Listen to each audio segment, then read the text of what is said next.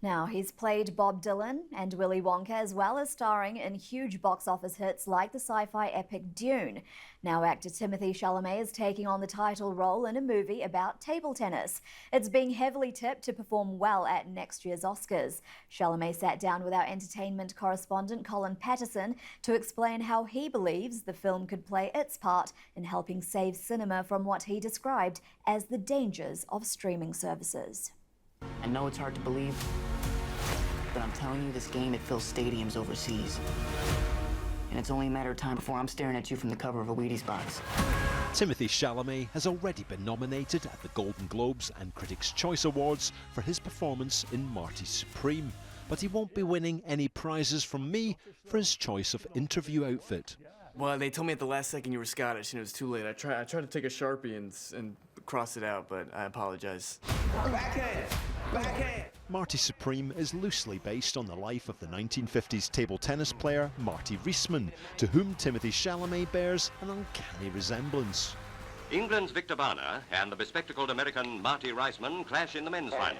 And what a battle it turns out to be. How much do you like Marty? I love Marty. You know, when you're in your early 20s, you're an idiot. And this movie, in large part, is about being an idiot in your early 20s. And if on top of that, you have a passion that you're singular about, you risk looking foolish in addition to being an idiot.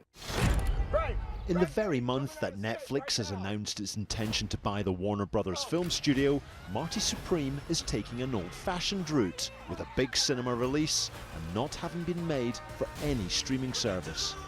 Do you think cinemas are actually going to survive your career? That's an intense question, man. I do think with streaming and stuff, there's less incentives for these streaming companies to try to put things in theaters, which is dangerous. But equally, I do think cinemas will survive and thrive. I feel like my responsibility as a young actor, especially, is less to go, hey, how do we get people to revisit this traditional form, and rather to go, hey, how do we take this traditional form and bring it to people?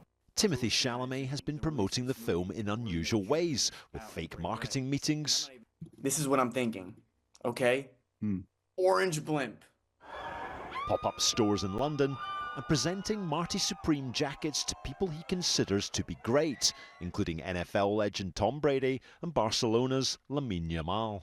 What Brits would be worthy of a Marty Supreme jacket? What a great question, man. Lewis Hamilton, Victoria Ann David.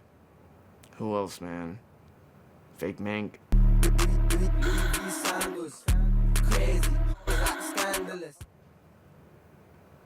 Suzanne Boyle. I dreamed a dream in time gone by. Why? She dreamt big. She dreamt bigger than all of us. Who wasn't moved by that? I remember that like it was yesterday. That was like the advent of YouTube, you know? Thank you very much. Colin Patterson, BBC News.